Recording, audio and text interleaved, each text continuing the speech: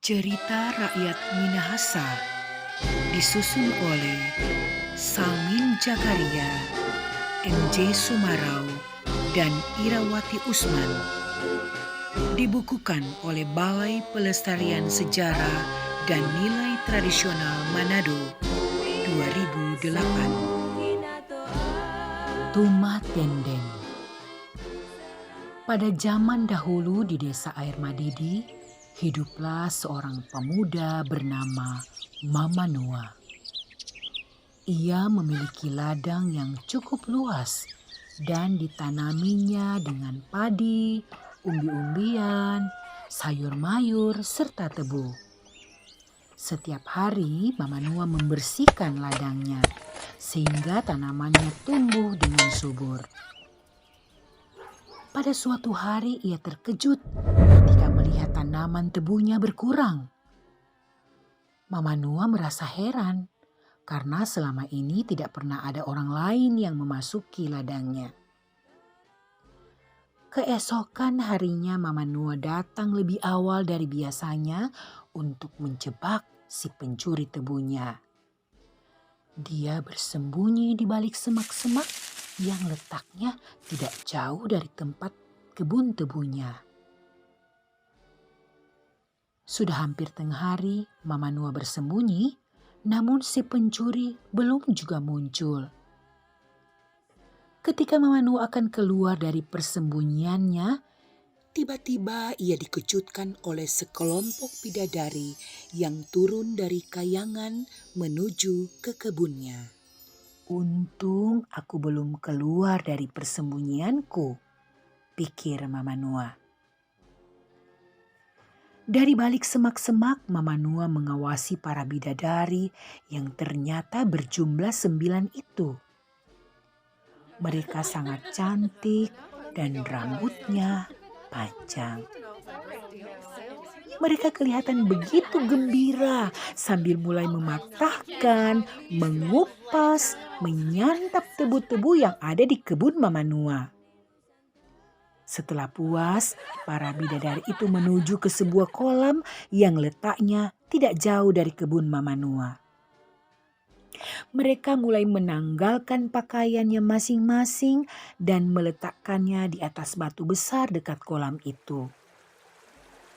Tanpa disadari oleh kesembilan bidadari itu, Mama Noa diam-diam mendekati batu besar tempat pakaian mereka diletakkan dan mengambil salah satu selendang. Lalu dibawa ke tempat persembunyiannya. Selesai mandi, para bidadari kembali ke tepi untuk mengambil dan mengenakan pakaiannya masing-masing. Ketika mereka bersiap-siap kembali ke kayangan, salah satu dari mereka tampak kebingungan karena selendangnya hilang. Saudara-saudaranya membantu mencari selendang yang hilang itu, namun belum juga ditemukan. Sedangkan waktu bagi mereka berada di bumi sudah habis. Akhirnya dengan perasaan sedih, para bidadari itu meninggalkan saudaranya kembali ke kayangan. Kini tinggallah bidadari itu seorang diri. Ia begitu sedih karena tidak tahu apa yang harus dilakukannya. Beberapa saat kemudian muncullah Mama Noa dan mendekati bidadari itu. Kehadiran Mama Noa sangat mengejutkan bidadari itu. Apalagi ketika ia melihat selendangnya berada di tangan lelaki yang tak dikenalnya itu. Dengan sekuat tenaga, ia berusaha merebut selendang dari tangan Mama Noa. Hal itu dilakukannya berkali-kali, namun usahanya sia-sia. Dengan perasaan kecewa dan putus asa, si bidadari menangis terseduh-seduh. Tangisnya sangat memilukan hati siapa saja yang mendengarnya, termasuk Mama Noa. Timbullah rasa iba pada diri Mama Noa.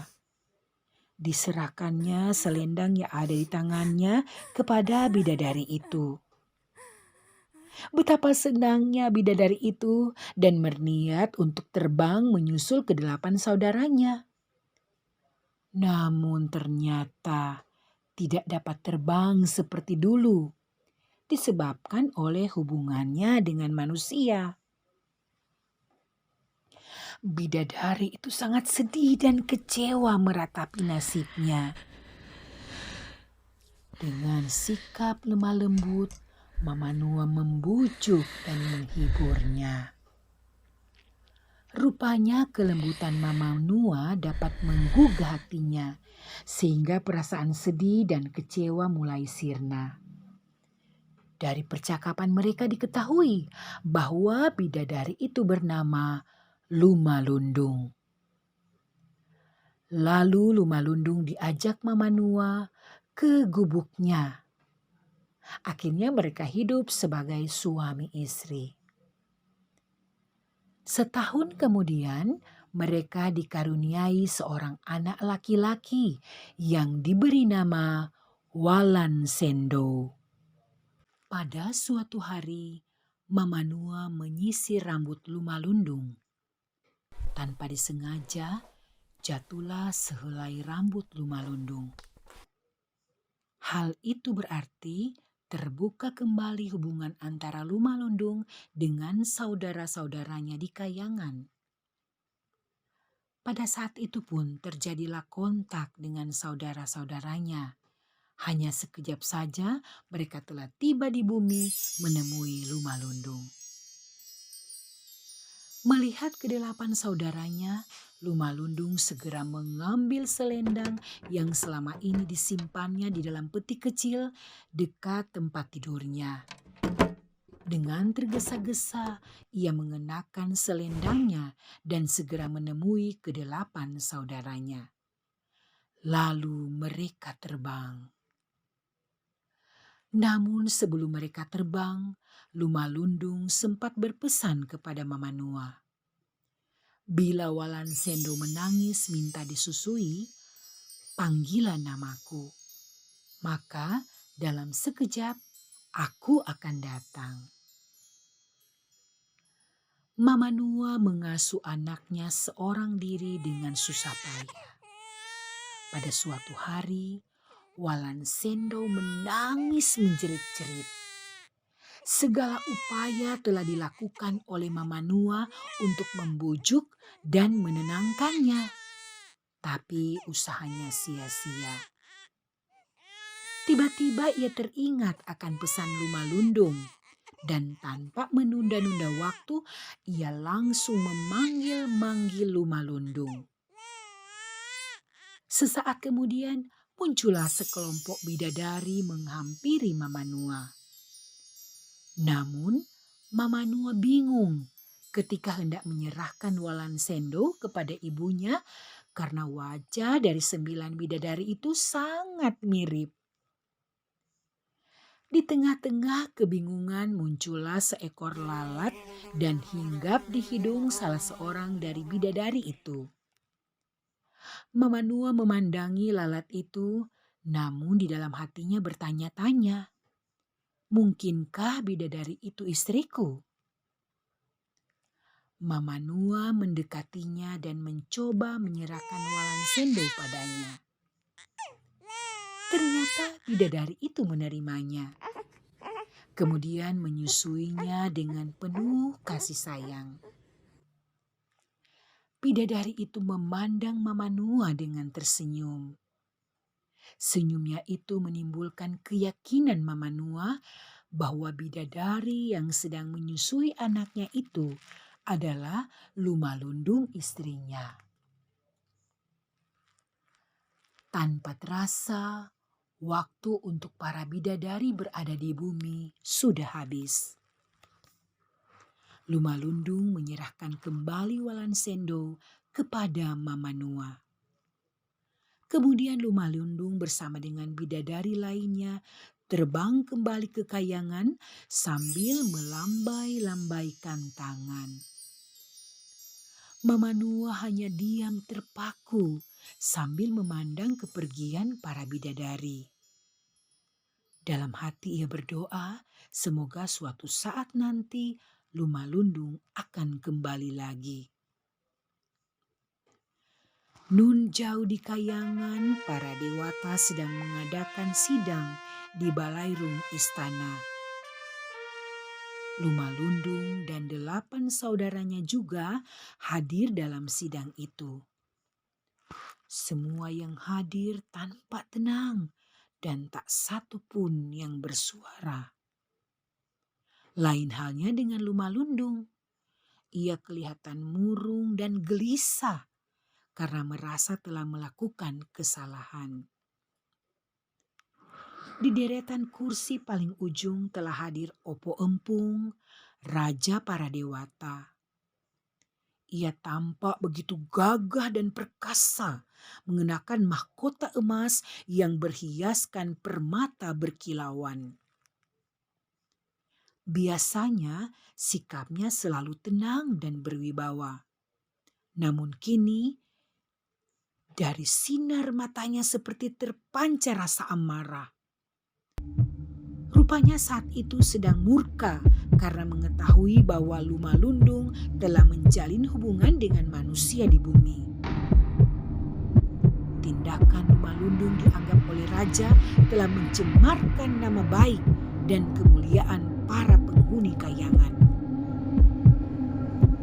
Akhirnya diputuskan bahwa Lumalundung harus dikeluarkan dari kayangan dan dibuang ke bumi untuk menjalani hukuman.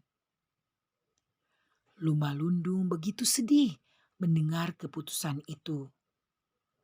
Namun ia menyadari bahwa setiap kesalahan pasti akan mendapatkan hukuman yang setimpal.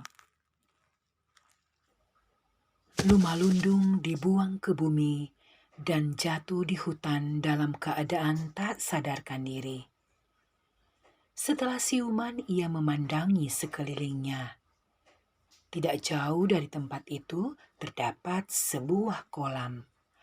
Airnya sangat jernih. Karena haus diminumnya air kolam itu sepuas-puasnya. Kemudian ia beristirahat. Ia memandangi kolam dan termenung sambil mengingat-ingat. Ternyata ingatannya membenarkan bahwa ia pernah ke tempat itu bersama saudara-saudaranya. Menyadari hal itu, Lumalundung kembali merasa bahagia. Sementara itu, setelah hampir seharian Mama Nua bekerja, sambil menggendong Walan Sendo, ia pergi ke kolam. Alangkah terkejutnya dia, tanpa diduga bertemu dengan Lumalundung. Ia terpaku, seolah-olah tidak percaya pada penglihatannya.